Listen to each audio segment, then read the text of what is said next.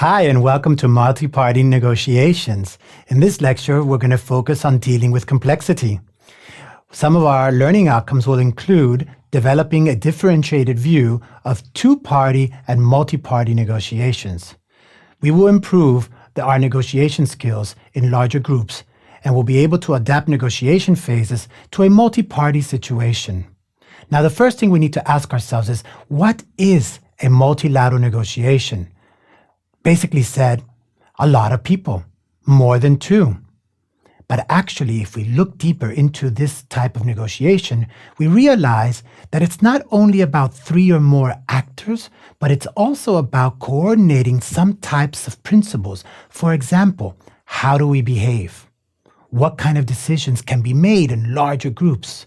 How do we decide on collective action amongst so many people?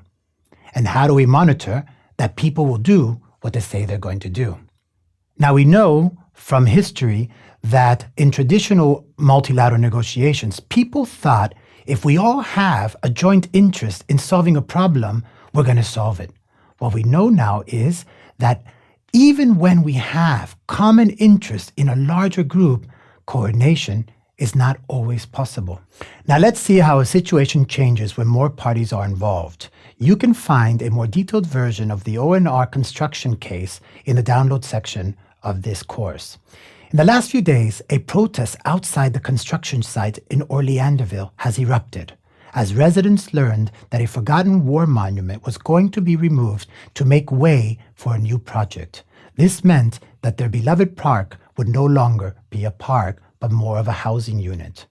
While the monument itself has largely gone unnoticed and unmaintained, it is serving as the focal point to gather people against the construction site. Let's look at some of the basic dynamics of the case. The ONR Construction Company is a large company in the region. It has a stellar reputation, but at the same time, it's losing money. It has invested in a controversial property, and it needs a win to regain its reputation. The focus of the construction company has been modern urban living. At the same time, the protesters come from the local community. It's more of a bottom-up kind of movement. They think the ONR Construction Company has actually mismanaged most of the properties it's owned, and they fear gentrification. Their goal is to prevent the project at all costs and to make sure that whatever is built, it has a more traditional emphasis. Now, that would be a two-person or two-party negotiation, the construction company representatives and the representatives of the protesters. But actually, we have a third party, a group of owners who have invested in the construction of the new homes and actually would like to see the construction finished so that they can move in. These are regular middle-class families who seek to improve their living standards, have modern conveniences, and would like to move in as quickly as possible because they are either renting somewhere else or they might have to pay a penalty wherever they're living for not moving out. They are very insecure about the safety of their families surrounding the new project. Let's look a little bit at some of the issues that are involved.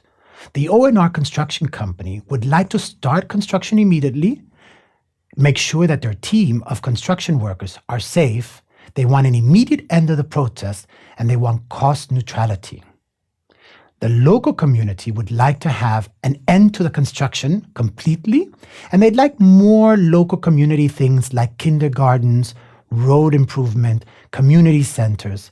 Most importantly, they want to see a decommercialization of the entire community. And thirdly, if we look at the owners, they also have some issues. They want to make sure the construction is finished on time, their homes are safe, they're accepted in the local community, and at the same time, they also are interested in local infrastructure. Now, let's use this case to understand and unpack multilateral negotiations. Number one, there is a certain air of uncertainty given the number of people involved. There are many protesters, there are several owners. Even within the construction company, we have several levels of decision making. It's unclear who is making decisions and who actually has the authority to reach an agreement. The uncertainty around the negotiation leads to complexity. More information, more actors, more talking, more fighting. People have to manage all this data, all this input, and find a way to create a plan for negotiations. Creating this plan leads us to talking about interdependence. They all need each other to find a way out of the crisis. And if we look at the issues involved that I mentioned earlier, you will see that there is the potential for different sides to make coalitions with other groups.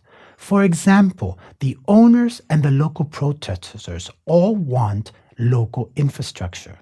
The owners and the O&R construction company also have an interest in finishing the project quickly. And actually, if the sides would have cooler heads prevail, we would see that the owner of the O&R construction company and the local protesters also have some common interests. All of them want to see a beautiful community come out of this project. If we look at this conflict, we will realize that the parties are not willing to meet just anywhere. The protesters don't want to go to the construction site. The construction site team does not want to go to the local community. Everyone is scared of each other. So what we need is some other third party to serve as an umbrella organization where people can meet. And this is what we call the auspices. This organization serves as a neutral, safe space. Number 6, we have what's called epistemic community. Now, this is a very challenging word. What does it mean? It's actually a scientific term, and it means community of knowledge. It means experts, people who are trying to find a way to codify their vision of the world into a principle. A 7th issue that is different is that given the amount of people and the amount of issues, actually different parties can link and create a give and take negotiation process in order to create momentum within the process. Otherwise, the conflict will just turn on itself over and over as people fight over different issues. The last point I'd like to make about multilateral negotiation is that given so many people, we have to find a process where different people can take on leadership roles and make sure that local communities, local actors are building their way up and deciding until we find a final agreement. Now, I've mentioned to you 9 differences to bilateral negotiations. I'd like to take a closer look at 2 of these 9 differences: coalitions and epistemic communities. Coalitions are the unification of resources, or sometimes even power, of 2 or more actors so that they can have a better chance of obtaining a desired outcome or controlling how other people behave. Nobody joins a coalition if they're not going to achieve something greater. What we've seen throughout history is that coalitions build around issues, maybe some regional connection. Sometimes we have what's called a blocking coalition. The sole purpose of this coalition is to make sure no agreement is reached. And we also have what's called bridging coalitions. The goal of multilateral negotiation is to encourage bridging coalitions and to de-emphasize blocking coalitions. The second issue I would like to look at is what we called epistemic communities. This is defined as communities of shared knowledges. Quite often, these are people we call lobbyists or non-decision makers. They have no authority, they have no decision-making power, but they are called upon as experts to discuss what is the best way out of this.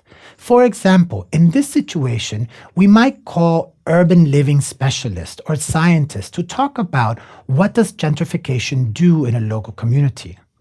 The other side might call in specialists to talk about the advantages of creating new building within the city.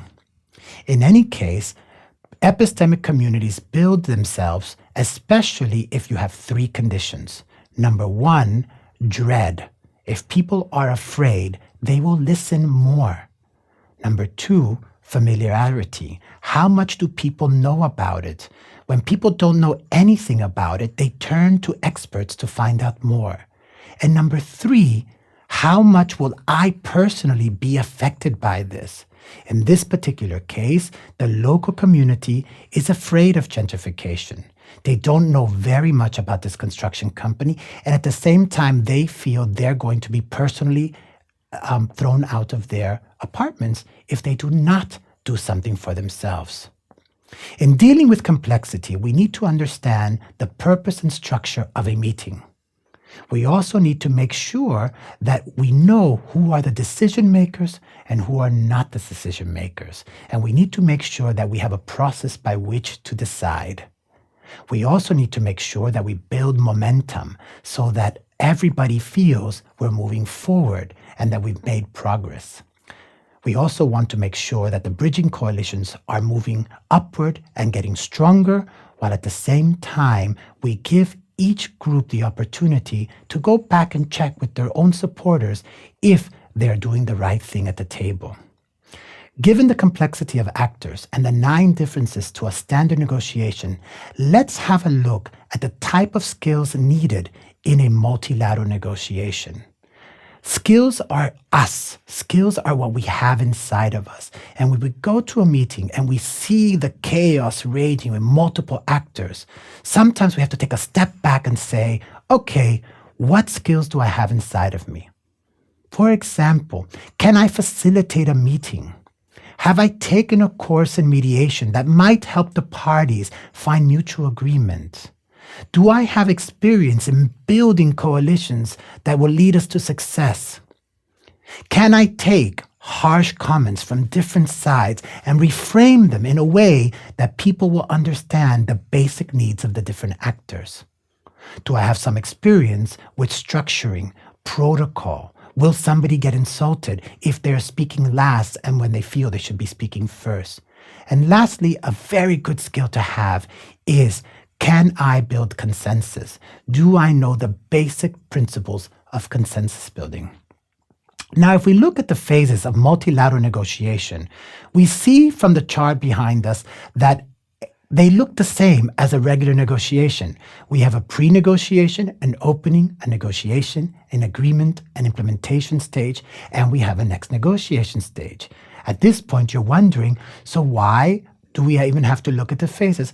Well, the phases are slightly different. If we look at the pre-negotiation phase, it's about creating an environment.